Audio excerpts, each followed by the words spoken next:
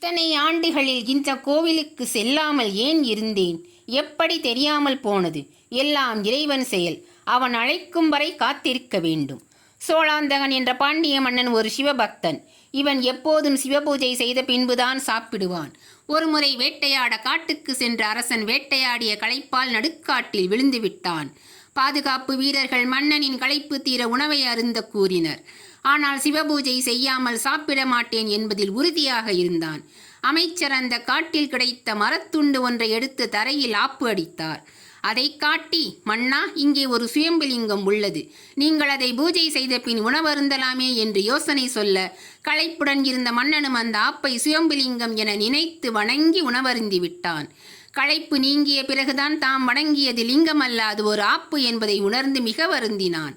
சிவபூஜை செய்யாமல் உணவருந்திய வருத்தத்தில் இறைவனிடம் தான் இதுநாள் வரை இறைவனை பூஜித்தது உண்மையானால் இந்த ஆப்பில் வந்து என்னை அருள் பாலிக்க வேண்டும் என்று வேண்டினான். அப்படி இல்லாவிட்டால் உயிர் துறக்கவும் தயாரானான். மன்னனின் பக்திக்கு மகிழ்ந்த இறைவன் அந்த ஆப்பிலே தோன்றி அருள் பாலித்தார். சிவன் ஆப்புடையாரானார். இந்த ஓர் ஆப்பனூரானது, கோவிலும் ஆப்புடையார் கோவிலானது. கார்த்திகையில் திருவாப்புடையாரை தரிசித்து மனதார பிரார்த்தனை செய்தால் சகல செல்வங்களும் கிடைக்கப் பெறலாம். வீட்டின் தரித்திரம் விலகும். பிரம்மனின் வழியில் வந்த புண்ணியசேனன் என்ற சிவபக்தன் தான் பல கோடி செல்வத்திற்கு உரியவராக வேண்டும் என்று நினைத்து இந்த கோவிலுக்கு வந்து கடும் தவம் இருந்தான்.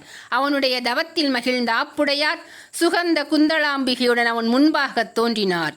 புண்ணியசேனன் தன் முன்பாக தோன்றிய இறைவனிடம் தன்னை பெரும் செல்வமுடையவராக்க வேண்டும் என்று வேண்ட இறைவனும் அந்த வரத்தை தந்தார். பெரும் செல்வம் கிடைத்தவுடன் அவனிடம் தான் என்னும் ஆணவமும் சேர்ந்து கொண்டது. அந்த ஆணவத்தின் காரணமாக அவன் இறைவனின் அருகில் இருந்த அம்பிகையின் அழகில் மயங்கினான். அதனை அறிந்த அம்பிகை அவனுடைய உயிரை பறித்தார். தன்னுடைய பக்தன் தெரியாமல் செய்த தவறை மன்னித்து அவனை மீண்டும் உயிர்ப்பிக்க உதவும்படி அம்பிகையிடம் சொன்னார். அம்பிகையும் அதற்கு சம்மதிக்க இறைவன் அவனுக்கு மீண்டும் உயிர் கொடுத்து அருளினார்.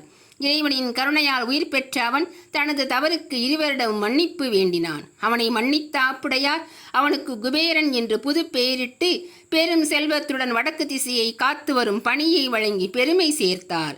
தன்னுடைய பக்தன் தவறு செய்த போதும் அவனுக்கு பெரும் பணி கொடுத்த பெருமை இறைவனுக்கும் கிடைத்தது.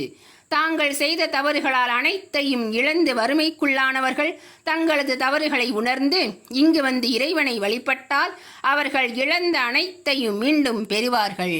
இந்த சேனலை சப்ஸ்கிரைப் பண்ணுங்க, லைக் பண்ணுங்க, கமெண்ட் பண்ணுங்க, ஷேர்